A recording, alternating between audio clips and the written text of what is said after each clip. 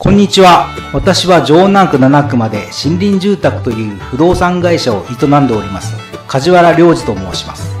かねてより当社のオフィスのスペースを皆様にいろいろな形でご利用いただければと思い準備を進めてまいりました。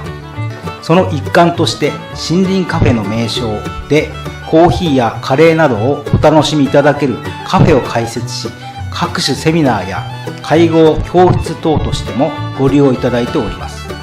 この度新たに多目的空間として絵画のギャラリーも併設することにいたしました。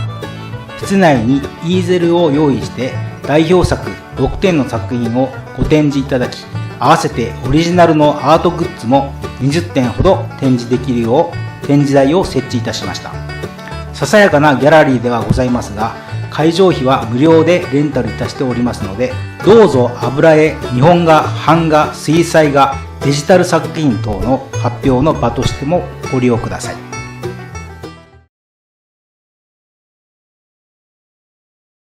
つきましては、ギャラリーの開設を記念して次の展覧会を企画いたしております。先頃福岡アジア美術館で開催され、世界16カ国のアーティストが出品する国際的なデジタルアートの公募展でグランプリ大賞を受賞した作家の協力を得て、顔、面、フェイス展を開催したいと思っております。世界の名画の中にも自画像を描いた作品はあまたありますし、顔だけをクローズアップした表現作品は現代アートの中にも多く登場します。ピカソやゴッホなど世界的巨匠の名作にも多くの自画像が登場しますし、日本の浮世絵や国際的版画宗像志功の代表作の中にも顔だけを大きく描いた表現が数多く見られます。モデルは私で恐縮ですが、デジタルアートの実験台として私の顔が様々にアレンジ表現されるのは大変興味深いものがあります。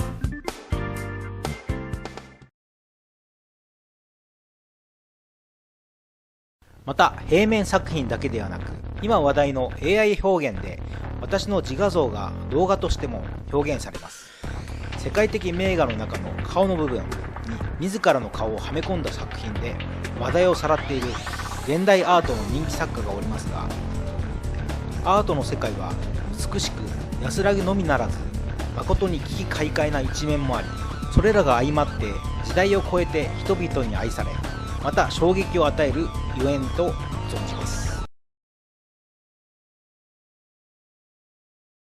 ギャラリー前には車4台の駐車スペースを確保しておりますので、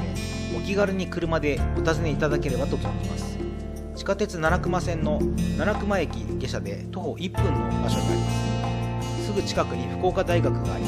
学生さんたちの往来で賑やかなところです。カフェでのコーヒーは100円です。手作りカレーや各種アイスも用意しております。ぜひお誘い合わせてお立ち寄りくださいませ。